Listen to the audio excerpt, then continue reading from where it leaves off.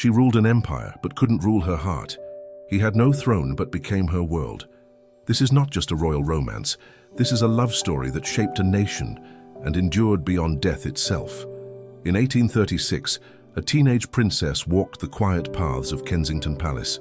Victoria, bright, restless, and already carrying the weight of destiny. That same day, a visitor arrived from Germany, her cousin, Prince Albert of Saxe-Coburg and Gotha. He was serious, soft-spoken, and nothing like the suitors she'd been warned about. Their meeting was brief, but for Victoria, it left a mark. She later wrote that Albert was extremely handsome and that she had been quite in love.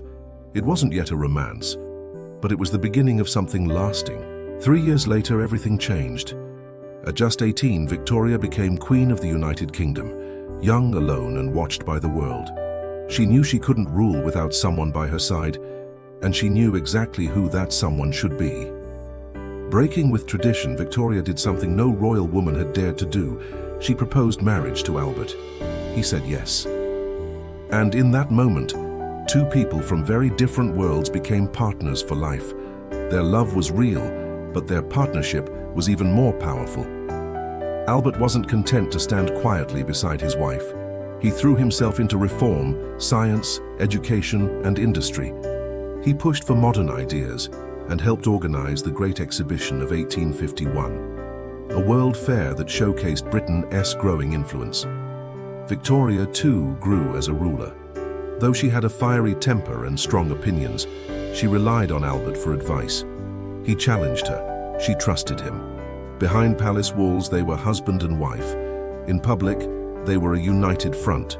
They had 9 children, managed endless royal duties, and through it all, they held fast to one another. But love, even royal love, cannot stop death. In 1861, Albert fell ill. Doctors struggled to diagnose him. Within weeks, his health declined rapidly. At just 42 years old, Prince Albert died, leaving Victoria shattered. She locked herself away from public life, wore black for the rest of her reign, and spoke of him as though he had only just left the room. To the world, she was still queen, but in her heart, she was simply a widow. For 40 years, she mourned. She built statues, wrote letters, and slept beside his clothes. Every morning, she placed fresh flowers by his portrait. Every evening, she remembered his voice.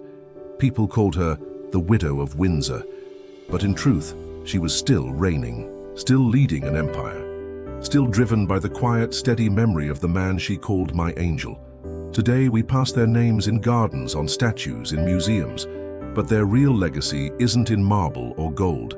It's in the quiet strength of a queen and the guiding mind of a prince who never wore a crown, but shaped a kingdom behind the scenes.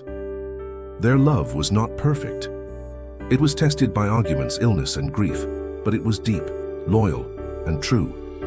Victoria once wrote, "I am his, yes, truly his, and he is mine." And in the end, that was all that mattered.